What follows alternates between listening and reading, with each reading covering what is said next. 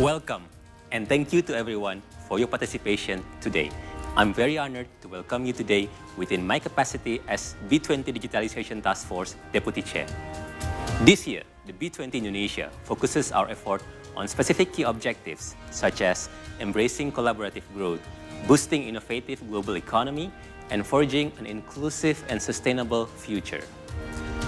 As the Digitalization Task Force, we reflect these broader goals, especially on innovative economy and inclusiveness, by addressing the growing digital divide. Digital divide here refers to the gap of the growth between those enjoying inclusion in the digital economy and ecosystems and those who fall outside of the digital realm. However, we realize that to achieve inclusive digital growth, there are key fundamental issues to tackle. One of the key issues is helping MSMEs to transform digitally. The fact is, the progress gap between large companies and MSMEs' digital transformation is significant, and the impact of the pandemic highlighted the dire need for more MSMEs to digitalize. For instance, in Indonesia, a country where the majority of businesses are MSMEs, only 25% of them are digitalized. We want to play our part in driving the digital transformation of MSMEs. Therefore, we are proud to present our joint research with our knowledge partner, the Boston Consulting Group, titled Powering Up a Post-Pandemic Rebound for MSMEs Through Digital Transformation. In this report, we talk about several key points. First, we explore how important MSMEs are to the global and Indonesia's economy. Then, we highlight the challenges MSMEs face during COVID-19 pandemic and how digitalization can help MSMEs survive it. Finally, we give 6 detailed recommendations of MSMEs' path to digital transformation, including 3 key pillars that must be strategically delivered and 3 key enablers that provide foundational support for MSMEs' digitalization journey. It is certainly my wish that this report will be useful for all MSMEs, not only Indonesia, but also globally. Hope you enjoy the discussion to come.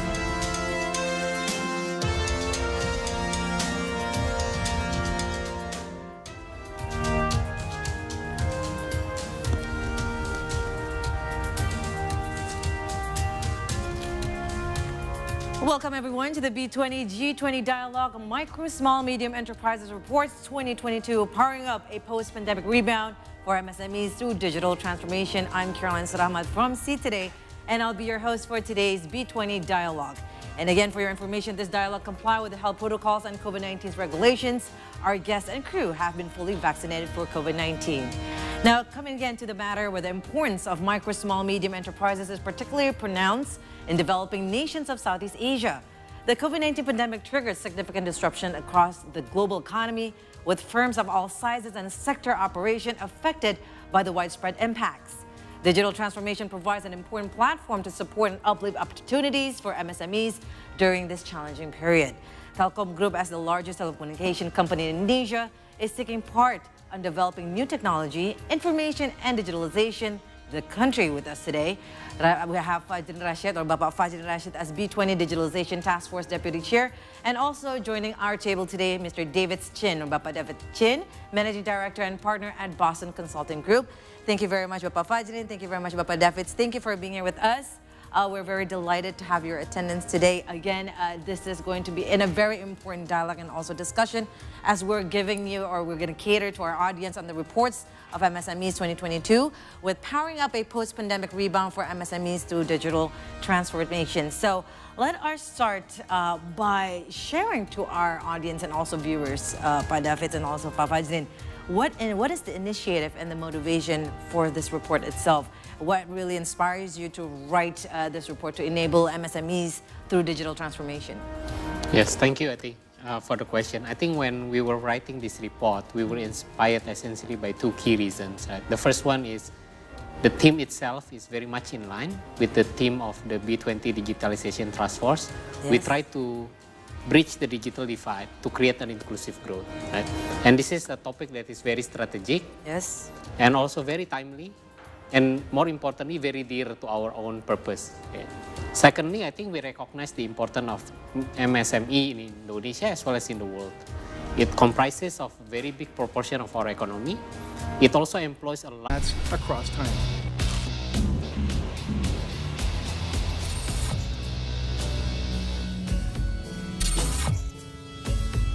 Welcome back to Theory of Everything. We will round out some of the biggest or craziest theories that have been circulating around the web and then stuck on your head, such as fan theories that audiences have about movies, shows, comics, or anything really. When the initial trailer for Doctor Strange 2, it was clear Wanda Maximoff held a prominent role in the film, though whether she'd play friend or foe to Benedict Cumberbatch lead remain in question. Kulit itu untuk jadi jaket paling butuh 1 ekor atau 2 ekor domba. Ternyata setelah saya terjun di industri ini, saya baru tahu bahwa untuk membuat sebuah jaket kulit saja itu setidaknya membutuhkan sampai 4 ekor domba. Lakukan aja yang bisa kita lakukan, hal sekecil apapun gitu yang bisa kita lakukan, ya lakukan saja gitu. Jangan sampai harus nunggu dulu, tapi lakukan aja hal sekecil apapun gitu.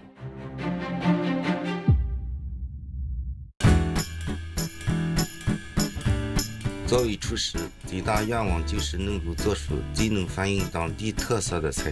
这是上海的有名的小吃街嘛，就是代表上海的一个产品。不仅仅可以吃，更是一种生活的方式和愿望。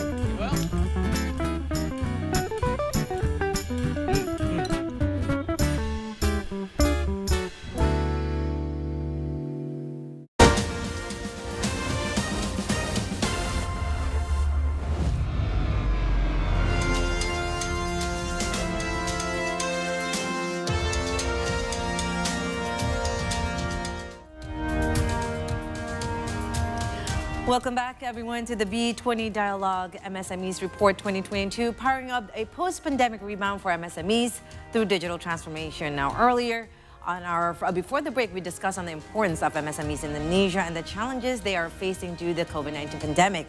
Now, in Indonesia itself, MSMEs form a key pillar of the national economy, accounting for 99% of the businesses. In terms of sectors, MSMEs are significantly overrepresented in the most exposed sectors to the pandemic impacts. We're still right here, joined by Bapak Fajid Rashid, B20 Digitalization Task Force Deputy Chair, and also Bapak David Chin, Managing Director and Partner at Boston Consulting Group, to discuss on digitalization as a solution for MSMEs to survive and thrive post-COVID-19. So before our break, David was actually just mentioning what impacted the MSMEs because of the pandemic. Now, again, Pak Fajid and also Bapak David, every challenge has a silver lining. And I think even with the pandemic, it became the end game of the conventional way for MSMEs. And then for them to strive forward now going digital. With that said, welcoming the horizon, that digitalization, we all agree that the step forward for MSMEs is to focus on recovery from the impact of the pandemic. In this report, digitalization offers a promising pathway towards the recovery goal. So what benefits will MSMEs if they go digital? So I think it is true that digital transformation provides an important platform to support and also to uplift opportunities for MSMEs, especially during this challenging period. Digital transformation, in my mind, offers benefits at least in the 2 sectors. So one, it actually opens up new opportunities in terms of the new market, new business for MSMEs. And the second, it also provides pathway to a more efficient operation and also in terms of the cost saving. So digital technologies can provide invaluable tools to ensure that, for example, in terms of the providing a new market, Yes. now through digitalization, MSMEs can actually sell their products not just locally in their environment, but also regionally And globally. nationwide, Yeah. and even globally. Correct. And the second related with the efficiency or a pathway to enhance in operational costs. Through digitalization, we can also see actually the impact of technology in terms of driving efficiency through automation and then more efficient IT tools. So it actually saves their costs. So these one regarded with the new revenue, and then the second related with the cost saving is actually what digital transformation actually offers to MSMEs. Right. What's your take on this also, Pak David? Yeah, I think I fully agree with what Mas Fajrin said, right? I think digital transformation truly bring a lot of benefit to the Yeah. MSMEs. Right? And in fact, I think recent analysis that BCG helped to conduct in Indonesia reveals that there is a big multiplier effect. Now expansion, the SMEs that are actually digital, they are more likely to sell goods internationally up to 4.6 times more compared to the non-digital SMEs, right? So I think, You know, with digitalized and whatnot, so this is their pathway towards to go there. fully agree. Yeah, some of them I think were being forced as well, right? I mean, when Yeah. you are running out of option, What else? you tend to Yes. actually think through about what will be the alternative to grow, right? Yes. And just adding to that, Bapak David, and also Bapak Fajrin, in regards to this factor, I do have a highlight where President Joko Widodo addresses for the opening of the National Coordination Meeting for Digital Transformation and Complete Data Collection of Cooperatives and MSMEs that was on March. And he stated that, you know, I quote him, a minimum of 20 million MSMEs will get on board with e-commerce in 2022, increase 24 million in 2023 and 30 million in 2024. And that our target, he added that during the COVID-19 pandemic, some 17.5 million MSMEs has joined the digital ecosystem in Indonesia. You know, how great are we seeing these numbers and also the facts of data itself, Pak Fajrin? Yeah, so I think that's true. The pandemic actually really drives the digital transformation. Yeah. Because it actually limits the presence in our offline, right? But then the presence in online is actually being more exposed. So if the MSMEs can actually leverage the digital In rural or suburb areas, you've already mentioned the benefits of going digital. So what are some of the barriers that made these MSMEs reluctant to join the band? So again, it's not easy, right? Yes. So we need to learn about some of these elements, right? Including how to sell in online, etc. Correct. So we need to actually train some of these MSMEs. It's actually homework for everyone, Right. from the government, from the big businesses, and also individual, to also provide this opportunity for them. Yeah. What about from you, Pak David? Yeah, I think it's very clear that those who can adopt digital actually prosper better than those who are not, right? But we still see why still a significant proportion of the MSMEs have not actually been starting this digitalization journey, right? And I Yes. think based on the survey that we did in Indonesia, based on the survey that we did, we see the number one barrier is actually funding support. 57% of the MSME actually cited that as one of the key barrier, right? And then followed by digital training and learning centers, 49% of the MSME cited that. The third one is regulatory support for Pandemic rebound for MSMEs through digital transformation with drivers and enablers for MSMEs to overcome barriers. Ultimately, living the manual lifestyle is about being part of a special tribe. Compared to urban centers, which are usually dense and concentrated, rural areas are more sparse and remote. Some companies, however, now classify places with 20,000 to 50,000 inhabitants as rural-urban or rurban. Consumers are doing their part too, and making their concerns known by supporting eco-friendlier products and adopting more sustainable. 作为厨师，最大愿望就是能够做出最能反映当地特色的菜。这是上海的有名的小吃街嘛，就是代表上海的一个产品。不仅仅可以吃，更是一种生活的方式和愿望。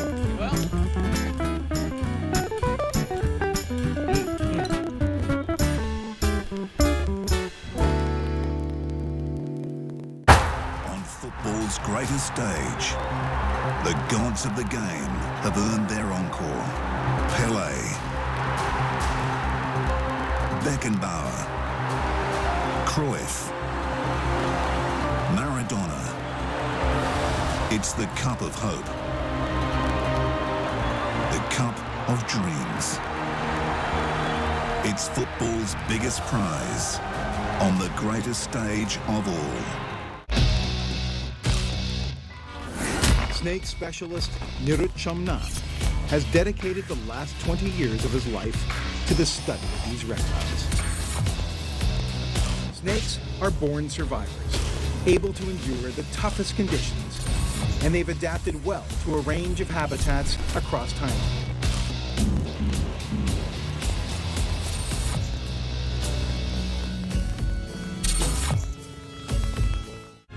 Kulit itu untuk jadi jaket paling butuh 1 ekor atau 2 ekor domba. Ternyata setelah saya terjun di industri ini, saya baru tahu bahwa untuk membuat sebuah jaket kulit saja itu setidaknya membutuhkan sampai 4 ekor domba.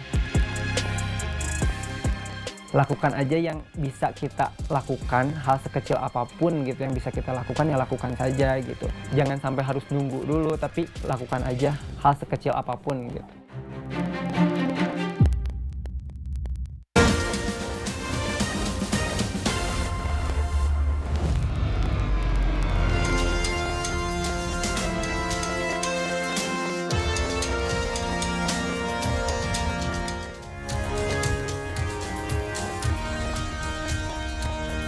Welcome back to the B20 Dialogue MSMEs Report 2022, powering up a post-pandemic rebound for MSMEs through digital transformation.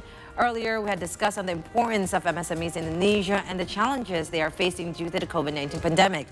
Now, digital technologies can provide invaluable tools to ensure business continuity while accessing new and emerging markets nationally, regionally, and also globally. However, digital transformation is not without its challenges for MSMEs who face several key barriers, both financial and non-financial. And we're still right here, joined by Bapak Fajrin Rashid, B20 Digitalization Task Force Deputy Chair, and also Bapak David Chin, Managing Director and Partner at Boston Consulting Group, to discuss on digitalization as a solution for MSMEs to survive and thrive post-COVID-19. Now, before we had our break, Padafitz was actually mentioning some of the key barriers that's very influential and why these MSMEs are very reluctant to join or go digitals. But before that, again, we know that for the past 2.5 years itself, we've seen a lot of programs. Mine that's from the government or ministerial or maybe from business players, companies for their CSR, for these MSMEs to be ready once we're out of the pandemic. How do you think the program's gone so far? Yeah, I think it's a good program because I believe that to actually train and educate these MSMEs, it is good if we can collaborate each other. Yeah. So from the government, from the private sectors, from the NGO, they both have each of their own point of view, yes. right? So for example, the government can obviously guide MSMEs regarding whatever regulation needed by the MSMEs. We can provide some inputs regarding how we do business, on how to manage financials, etc. So those are actually needed by the MSMEs. So as many programs as possible, I think it will actually accelerate the number of MSMEs that will go online by 2024 as mentioned by the government. Right. Now, Pak Fajrin, let's talk to you also, Pak David. If we're seeing now to the ground, on the location, what does the MSMEs really need to work out now for them to transfer to digital transformation? I think as what we have seen, right? I think most of the SMEs in Indonesia at the moment, what they really need is actually, as what Pak Fajrin said, it's almost like a mentoring, I guess. Someone who can actually teach them as well as show them the way. This is actually how you can actually do the business digitally, yeah. And some people actually, especially the younger generation of MSMEs, I think their ability to adapt and actually transform and adopt digital way maybe is easier, right? But we also need to think about how about those who are maybe in their 50s, in the 60s, yes. Right? And how we can actually help them also on this journey, right? So I think that is some of the homework that I think we still can work together. I think the government itself has provided a lot of programs across different ministries. Maybe we can actually do a better coordination around it, so we can actually tailor and concentrate the efforts to go after the 4 or 5 key barriers that we mentioned earlier. Right. Now, we're going to start about, or begin to ask you where MSMEs can start their digital transformation journey. Where does it begin then, Bob? So I think I like the word journey because I believe it's actually a never-ending journey. Some MSMEs are already quite advanced in terms of how they leverage the digital transformation, but some are probably quite behind.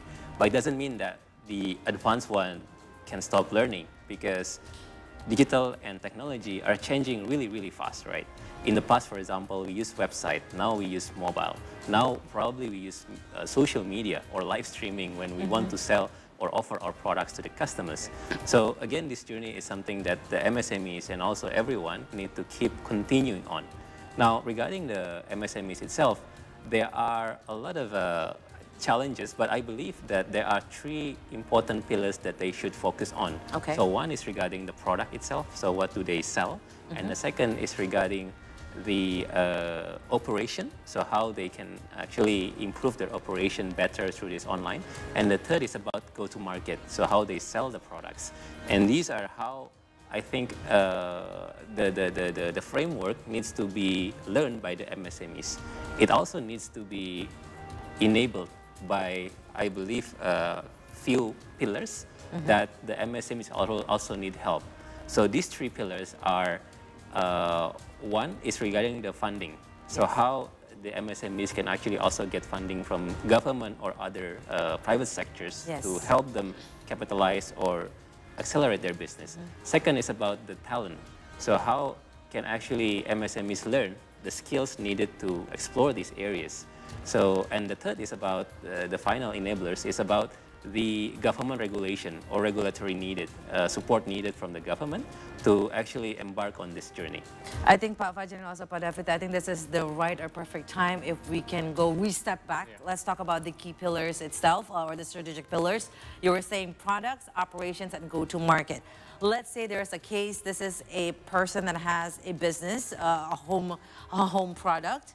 So how can they prepare the product first? How can they sell the product? How can they understand the product more? Pak Fajar and Pak David, we think we want to know these from both you both. Sure. I think with the advancement of digital technology, I think what is very good is actually sometimes you can even test what is the market appetite before you create the product. Right? You can almost create like sometimes a mock-up product and actually put an advertisement just for like 100 or 1,000 people in Facebook, and actually you see which one that actually customer will click more, right? Okay. So based on that, then you can actually design your product, right? So it's not like in the past where you actually prepare the product and you hope that actually the market actually takes it. Now actually you can do the test, and the test can be done in relatively a lot more affordable than in the past, Right. The advancement of technology. And it's good to have you. That's why have Pak Fajar and Pak David. Let's say Pak Fajar, right now people are always like galore of coffees, right? So you think someone from Kalimantan would think like, I know I have a very special coffee. Why should I product this coffee and it can be better than those the one in the capital city, let's say? So I think digital, one of the things that digital provides is actually data, right? So if I were just like you mentioned, I want to sell coffee, I can try to sell as many coffee as possible, different varieties of coffee, different taste, different combination, and see which one has best feedback from the customers, right? Yes. So let's say this coffee rating 4.7 out of 5, this one 4.2, this one is 4.9. Yes. I will probably then focus on the 4.91 on developing similar products like that. So this is a simple way of how we actually use data analytics through customer review, customer feedbacks, in terms of how we can actually keep improving our products. And that's like to the go-to market, right? Which market that really relies on your product. What about the operation itself? Let's dissect on that. What do you mean by the operations? So I think operation is simply how you manage your business. Before digital, before technology, you manage everything manually, right? You probably use and try to sell as many coffee as possible, different varieties of coffee, different taste, different combination, and see which one has best feedback from the customers, right? Yes. So let's say this coffee rating 4.7 out of 5, this one 4.2, this one is 4.9. Yes. I will probably then focus on the 4.91 on developing similar products like that. So this is a simple way of how we actually use data analytics Yes. through customer review, customer feedbacks, in terms of how we can actually keep improving our products. Yeah, that's like to the go-to market, right? Which market that really relies on your product. What about the operation itself? Let's dissect on that. What do you mean by the operations? So I think operation is simply how you manage your business. Before digital, before technology, you manage everything manually, right? You probably use a notebook to record your sales. You accept the payment by cash, etc. Now with the use of digital technology, there are a lot of tools to help you improve that. Yeah. One, we can use POS system, right? So we can accept not just cash payment, but also credit, card, and recently also QR, right? People can just scan QR at your store, and then they can pay you. Yeah. And then the same thing or the connected tool with the POS is actually can also use to record your expenses and also your revenue. So now you can have more and better visibility regarding your business. So you can know how to improve your financial in terms of the business. And the efficiency also. Now, when an MSME is already following these key pillars or strategic pillars, how this added more value to their businesses? So I think one is, as you mentioned just now, regarding the efficiency. They can know which areas can actually bring them a lot of cost, for example, and whether it's possible to decrease that cost. For example, maybe the MSMEs can find a cheaper sourcing or suppliers, right? So they can decrease the cost. And also similarly for the revenue, which products actually give them the highest margin. So maybe they can focus on that and then skip the product with the low margin. So that's how you can actually use the IT or digitalization to make your business more efficient and at the same time also increase your revenue. Right. Now, we've already talked about the key pillars or strategic pillars. Now we're going to turn to Padavits on regards on the key enablers. Yep. And as mentioned by Fajin before, digital talent, access to financing, and government support. Now, what condition must be achieved to enable digital transformation for MSMEs then? Yeah. I think the second enabler is around the funding. I think the funding we already talked a lot. I think there are a lot of government concern about them also, right? I think you have seen the creation of the ultra micro holding, right? That is spearheaded by BRI, right? One of the large BUMN in Indonesia. That's another example on how we can actually provide more funding. But beyond what the government and state-owned companies are doing, we also see proliferation of like the private players trying to actually provide quote-unquote financial services solution to the previously unbankable population. Yeah, I think that's also another thing that we see in other countries can actually unlock quite a lot of potential. Yeah.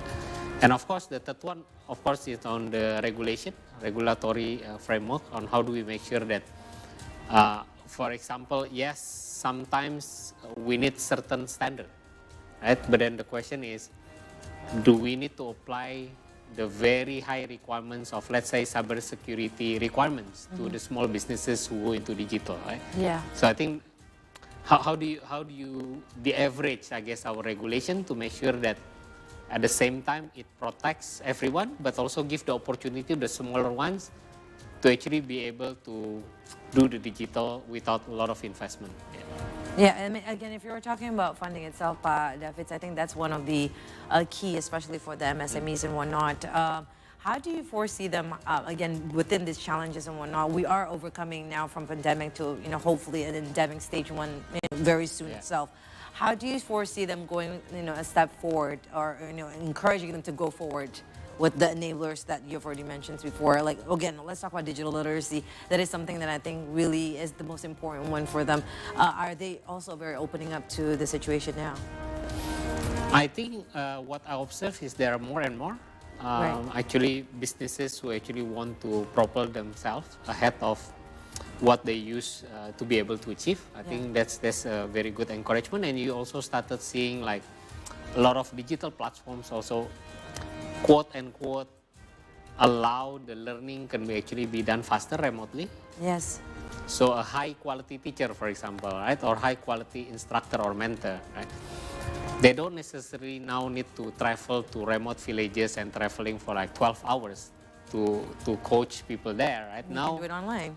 with the advancement of internet, Yeah. right? And then at the moment now, I think 140, 150 million people in Indonesia already have access to internet, right? And that is providing a very good base, yeah, that people can learn from high quality program, high quality instructor from anywhere, right? So the only thing that is stopping them is only their own willingness, right? Yes. If they are willing to learn, they can learn it now. Yeah, it's much easier than in the past. Yeah, and we're already seeing the evolvement, especially for those people that is living in villages and whatnot. We're also seeing how the international market is looking up to all these rural areas and suburban and whatnot. Pak Fajrin, what's your intake in that, where people are now coming in back again to our to our country, and then they're actually the one that's kind of like supporting our MSMEs for them to grow? I think it's good for the country overall. I do hope that the learnings that they bring from the outside, from Yes. the foreign countries, are not just implemented directly without seeing what happens on the ground, right? Because maybe there are a lot of things that needs to be tailored also and catered to the local market. So, for example, if we see e-commerce or other digital platforms in Indonesia, sometimes they are actually catered to Indonesians because, for example, e-commerce in the US, maybe majority of the payment is using credit card. But in Indonesia, a lot of payments are using cash, bank transfer, and recently wallet through the QR, right? So that's how you actually cater the solution, the digital solution, to the local market. Yeah, and kind of, it's really quite a challenge if you want to change the climate itself, where people are usually paying by cash. Now they have to be cashless and whatnot. They have to again understand the program and whatnot, and especially the regulation part. If we're talking about MSMEs in small areas or in villages where they usually they know the value of their product. And then now if they want to put it in commerce, then there's regulations, there's tax and whatnot. Something that maybe they're not familiar or they don't want to. Like they're usually having that 100%. Now I have to undergo this regulations and whatnot. How do we kind of like shift them that this is the right or correct way? Yeah, I think, again, education plays an important role, right? So, for example, by actually paying tax once you go bigger, it's actually good for everyone, right? You want to stay small, then maybe you can not pay tax, but you're still small. But if you keep getting bigger, you need to pay tax, but then you also get a lot of support from the government, right? Providing the license, etc.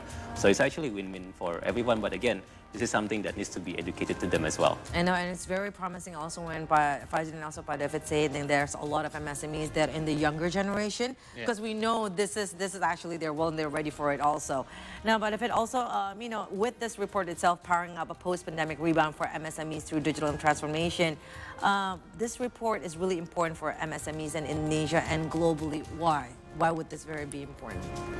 Yeah, I think because the report itself not only identify what is the current situation, but it also gives some practical use cases, practical tips along the key pillars. I think that's something that is important. So people hopefully can really look at the report and compare that to the business that they are currently doing, whether there are certain areas that they have not done. Right? I think it's practical enough, hopefully, and something that is easy enough to understand, right? So, for example, like what Pak Fajrin say about product development, right? Now with the advancement of data, how you can actually develop a better product that the customer want, right?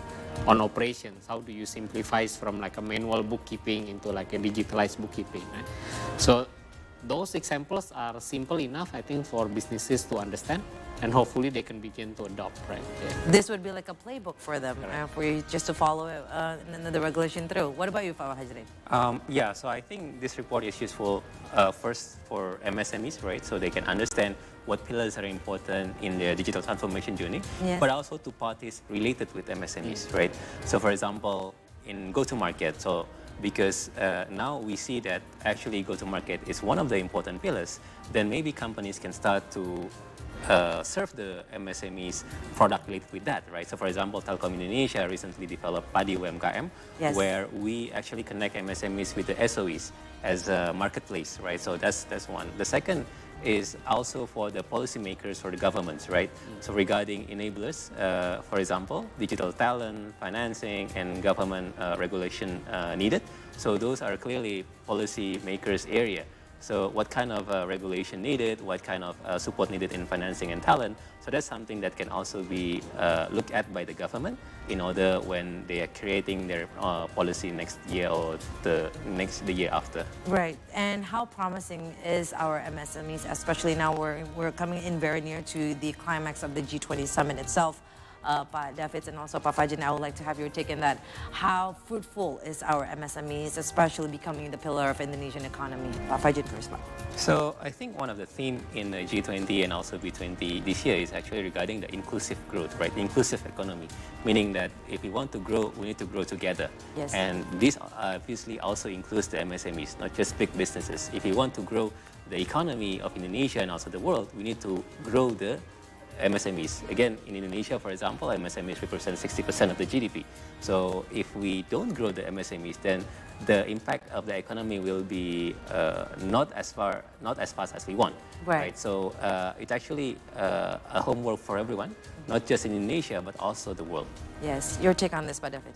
Yeah, I think I fully agree. I think for the developing economies, especially part of the B20, I think MSME is not an option. Yeah, I think it's a must that they actually need to carry on this digital transformation because they employ majority of the population in our country. Yes. They also account for the biggest part of the economy. So if they don't move, that means the country as a whole is not moving. Right? So it's not an option, but in my view, it's a must that they actually have to carry on this. And all the stakeholders, including the government, the big companies, the academic institution, they all need to work together to help facilitate and make the transformation journey slightly easier for these people. Right. So the MSMEs are ready. The climate is already changing, but reports and the playbook is already here. Brought to you. Thank you very much, Pak Fajrin and also Pak Davids. It has been a very insightful session right here. Certainly looking forward to reading the full report on this. And as well, we'd like to close this discussion. We would like to ask you what will be happening next for the B20 from Indonesia. Pak Fajrin? So from the B20, especially B20 Digitalization Task Force, we have finished the policy making. We have created an actionable set of policy recommendations, and we also have mentioned or proposed that to the government or G20 leaders, right? So we have the B20 and G20 summit 1 or 2 months ago, and we have some other initiatives between B20 and G20. So next, we will continue advocating this policy recommendation through side events and also reports like this MSMEs, all the way up into the eventual B20 summit, which will be held in Bali. Correct. On around 13 to 14 November. So would like to welcome everyone on that event. And obviously, if you want to know more about the B20 or B20 Digitalization Task Force, just look at the B20 website. Thank you. Thank you very much to Bapak Fajrin, our B20 Digitalization Task Force Deputy Chair, and also here with attendance, Bapak Davids Chin as Managing Director and Partner at Boston Consulting Group for your time and sharing with us on the digitalization and also of MSMEs and how to survive post-pandemic, the COVID-19 pandemic. And again, we hope that this would be a pathway for local MSMEs, implementing their role to become the significant pillar of the revival of Indonesian economy. And again, looking forward for a fruitful future. Once again, thank you very much, Pak Fajrin and also Pak Davids. And I'm Caroline Sarahmat. Thank you so much for being here with us. And we hope you have a healthy and prosperous days and years forward. Thank you very much. And we'll again join you very soon. Thank you. Thank you.